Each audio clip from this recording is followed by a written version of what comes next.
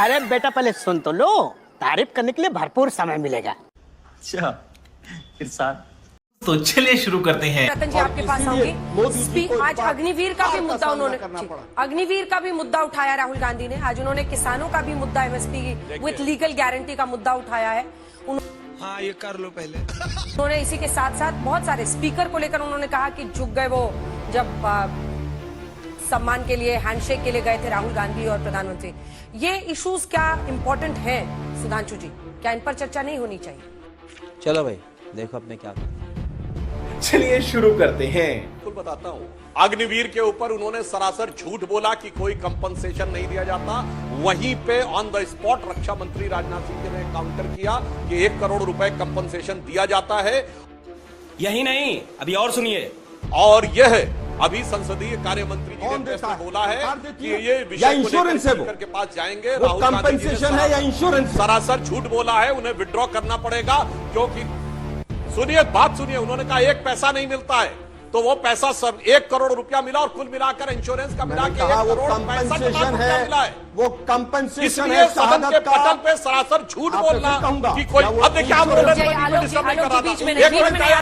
जनता माफ नहीं करेगी।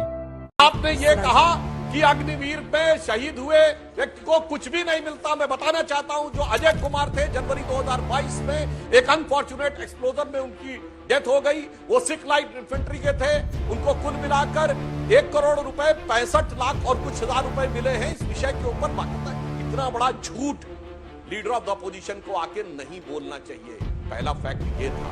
और दूसरा, जो आप लोग इस विषय की फिर बार बार उठा के बात करना शुरू कर देते हैं, हिंदू मुस्लिम हम तो नहीं लाए, आप काहे हिंसक हिंदू और फलाना हिंदू लेके चले आते हैं। आप मुझे अपने घर जाना है, मुझे घर जाना है।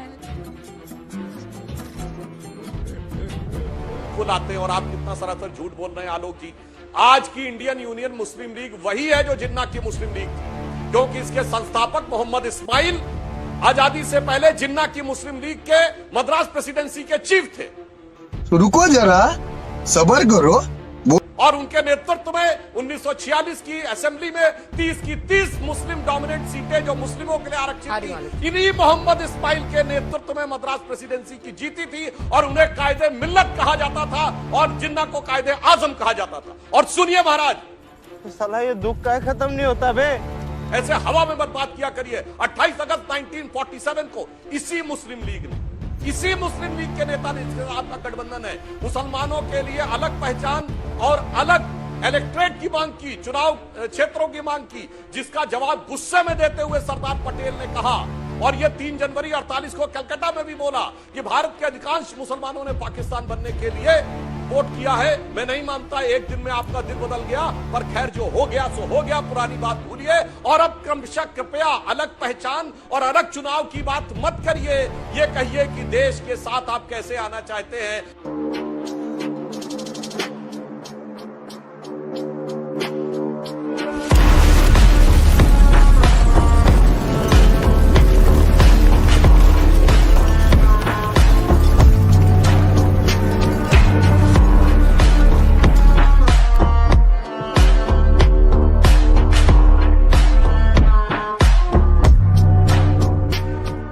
शेर ठोक दीजिए, महाकाल का दबा के लाकर शेर ठोक दीजिए। 5000 लौटे दिख जाना चाहिए।